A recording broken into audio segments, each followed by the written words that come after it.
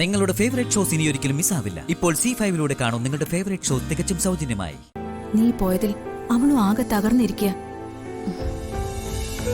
കുറച്ചു ദിവസം അച്ഛന്റെ അമ്മയുടെയും കൂടെ നിൽക്കാന്ന് കരുതിയ ഞാൻ വന്നത്. ശ്രീകുട്ടി, എന്തിനാ ചെറിയമ്മയോട് ഇങ്ങനെ കള്ളം പറയുന്നേ? സംഭവിച്ചതൊക്കെ ആർക്കാ ഊഹിക്കാൻ കഴിയാത്തത്? നീ കവിതയെ വിശ്വസിച്ചല്ലോ മോളെ. അമ്മുവിന്റെ ഭർത്താവ് സഞ്ജു ആണെന്ന് നിന്നെ പറഞ്ഞ് വിശ്വസിപ്പിച്ചു എന്ന് ഇവിടെ എല്ലാവർക്കും അറിയാം. ഇതിനു മുൻപും കവിതയെ ഇതുപോലെ എന്തെല്ലാം ചെയ്തു.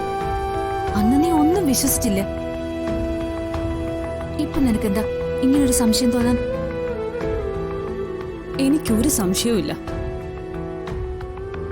അമ്മുമായി ബന്ധപ്പെട്ട വിഷയമൊന്നും എനിക്കില്ല. ഞാൻ എന്റെ വീട്ടിലേക്ക് വന്നു മാത്രം നിങ്ങളൊക്കെ കരുതിയാൽ മതി. നീ കൂടി ഇവിടെ ഉണ്ടാവേണ്ടതായിരുന്നു. ഇവിടെ ഗോവിന്ദന്റെ അമ്മയും മുത്തശ്ശനും ഒക്കെ വന്നിരുന്നു. ചില സംസാരങ്ങളൊക്കെ ഉണ്ടായി. അവർക്ക് അവരുടെ മോനെ കാണാൻ വരണ്ടേ? അതിന് ഞാനെന്തിനാ അവിടെ ഉണ്ടാവണം? ഗോവിന്ദനെ കാണാനൊന്നും അല്ല അവര് വന്നത്. അവര് വന്നത് ലച്ചുവിനെ കാണാനാ. ഗോവിന്ദന്റെ അറിവോടെയാ അവര് വന്നത്. ഗോവിന്ദന്റെ അമ്മ ലച്ചുവിനോട് ഗോവിന്ദുമായുള്ള വിവാഹകാര്യം സംസാരിച്ചു. വിവാഹത്തിന് താല്പര്യമില്ലെന്ന് അവൾ അവരോട് പറഞ്ഞു കാണും. അതല്ലേ ഇളയമ്മ വളച്ചു കെട്ടി പറഞ്ഞു വരുന്നത്. എനിക്കത് നന്നായിട്ടറിയാം. അവൾ ഒരു വിവാഹത്തിന് തയ്യാറാവില്ല. പക്ഷേ നീ കൂടി ഇവിടെ ഉണ്ടായിരുന്നെങ്കിൽ അമ്മ അങ്ങനെ പറയില്ലായിരുന്നു. അവളുടെ സമ്മതമൊന്നും നോക്കാതെ നമുക്ക് അവർക്ക് വാക്ക് കൊടുക്കായിരുന്നു. അവൾക്ക് ഇഷ്ടമല്ലാത്ത വിവാഹത്തിന് ഞാനിങ്ങനെ വാക്ക് കൊടുക്കും? അല്ലെങ്കിൽ തന്നെ അവള് വിവാഹിതയല്ലേ?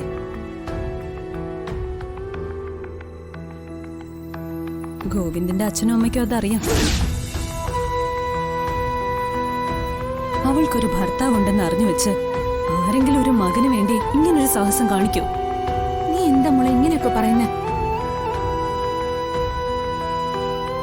അമ്മ അവളുടെ ഭർത്താവിൽ നിന്ന് ഡിവോഴ്സ് വാങ്ങാതെ എങ്ങനെ കല്യാണം നടത്തുമെന്ന് അവര് കരുതുന്നത്. UK എങ്ങനെ നടന്നു വരും? ഇത് രാജ്യം വേറെയാ. എത്രയ്ക്ക് മണ്ടന്മാരാണോ അവര്?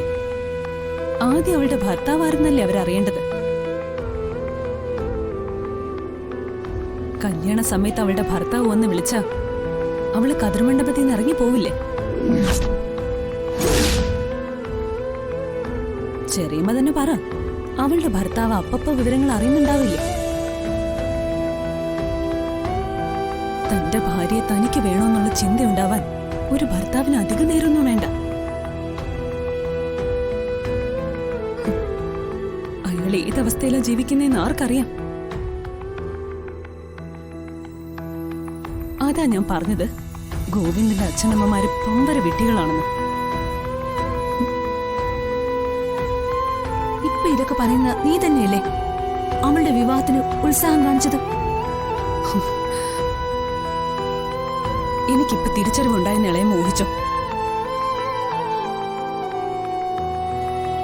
ചെറിയമ്മ വെച്ചോ, കുറച്ചു നേരം എന്നെ ആരോ ഫോണിൽ വിളിക്കുന്നുണ്ട്.